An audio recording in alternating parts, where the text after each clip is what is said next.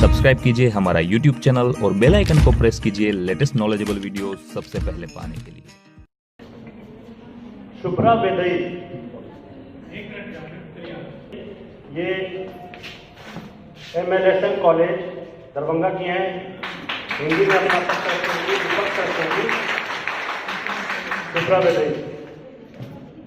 नमस्कार आदरणीय शिक्षकगण और निर्णायक मंडल, मेरा नाम शुभ्रा वैदेही है। मैं महाराजा लक्ष्मीश्वर सिंह मेमोरियल महाविद्यालय की तरफ से आज के डिबेट कंपटीशन के विषय वर्तमान शिक्षा प्रणाली हमारी सामाजिक चुनौतियों का सामना करने में विफल रही है के विपक्ष में बोल रही हूँ।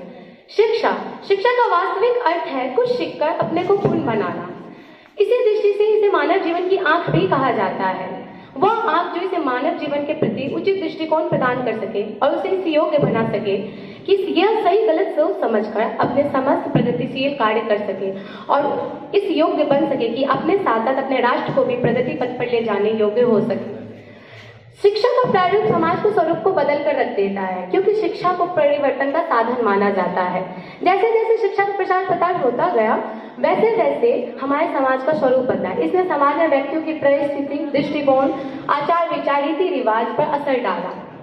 भारत की वर्तमान शिक्षा प्रणाली कुछ ऐसी शिक्षा प्रणाली है जो हमारी सूझबूझ का विकास करती है और हमें उचित निर्णय लेने की क्षमता प्रदान करती है।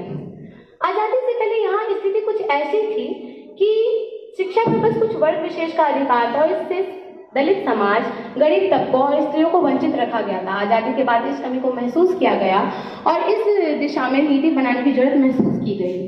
आजादी के बाद दो तरह की शिक्षा नीति अपनाई गई। पहली ये कि जो तबका इतिहास में शिक्षा से वंचित रहा है उन्हें आरक्षण के जरिए आगे लाया जाए, और दूसरी नीति यह रही कि जो गरीब तबका अपनी आर्थिक स्थिति के कारण शिक्षा से वंचित रहा है उन्हें कुछ आर्थिक मदद देकर आगे लाया जाए, उन्हें निःशुल्क शिक्षा दी जाए और मुफ्त की किताबें, कपड़ा, मिड डे मील से उन्हें सहायता प्रदान की जाए। इन गरीब तबकों के लिए कई तरह की छात्रवृत्ति योजनाएं भी चलाई गई जिनसे इन्हें काफी लाभ हुआ।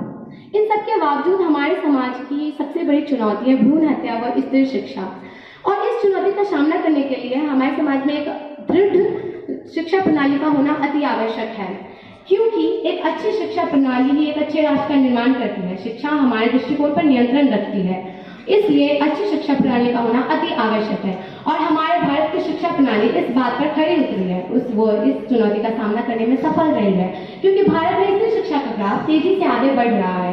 भारत का ऐसा कोई भी विभाग या पद नहीं है जहाँ स्त्रियां ना हो।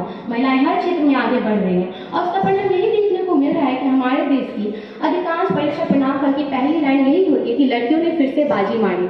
महिलाएं हर क्षेत्र में आगे बढ़ रही हैं, इसलिए इससे हम ये नहीं कह सकते कि हमारे भारत की वर्तमान शिक्षा प्रणाली सामाजिक चुनौतियों का सामना करने में विफल रही है। इन सबके बावजूद सबसे गंभीर सामाजिक प्रणाली हमारी सामाजिक चुनौती है वो है बेरोजगारी। किसी भी देश की आर्थिक स्थिति उसकी रीढ़ होती है, और अगर रीढ़ कमजोर हो तो राष्ट्र कमजोर होगा। इसलिए हमें रीढ़ को मजबूत रखना होगा। इसलिए हमारी नई शिक्षा प्रणाली इस तरीके से बनाई गई है जो हमें रोजगार दिला सके। हमारी नई शिक्षा प्रणाली को हर तरह के छात्रों को ध्यान में रखकर बनाई गई है। आपने अक्सर देखा होगा कि कुछ छात्र विश्वविद्यालय और महाविद्यालय में प्रवेश तो लेते हैं लेकिन पढ़ने में उनकी कोई विशेष रुचि नहीं होती। हमें नई शिक्षा प्रणाली से यह लाभ होगा कि ऐसे छात्र 10वीं तक ही रह जाएंगे और जो योग्य छात्र होंगे वो आगे महाविद्यालय और विश्वविद्यालय में प्रवेश ले सकेंगे। हमें इस नई शिक्षा प्रणाली से जो 10वीं तक छात्र रह जाएंगे वो आगे डिप्लोमा कार्यक्रम वगैरह में भाग लेके आगे जो रोजगार प्राप्त कर सकेंगे, क्योंकि ऐसा बिल्कुल नहीं है जो उच्च शिक्षित नहीं है वो कुछ नहीं कर सकता। हर छात्र में कुछ न कुछ करने की क्षमता अवश्य होती है। इसका सबसे बड़ा उदाहरण बिल गेट्स है, जिन्होंने जो कोई बहुत बड़े उच्च शिक्षित या डिग्रीधारी नहीं थे लेकिन उन्होंने माइक्रोसॉफ्ट जैसी कंपनी बनाई और खुद और करोड़ों लोगों को रोजगार दिया।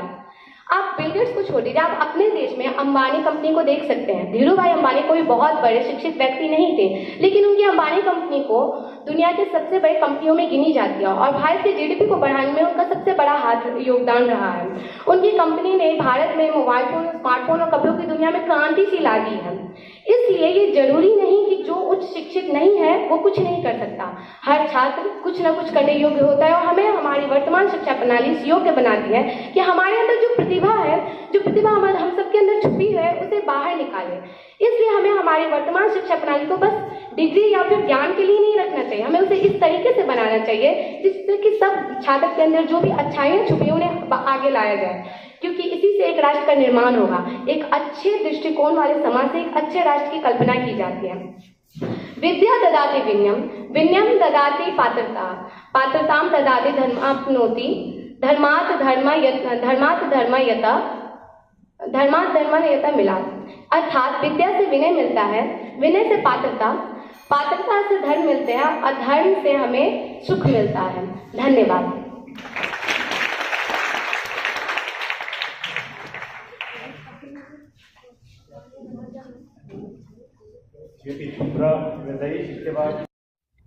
सब्सक्राइब कीजिए हमारा YouTube चैनल और बेल आइकन को प्रेस कीजिए लेटेस्ट नॉलेजेबल वीडियो सबसे पहले पाने के लिए।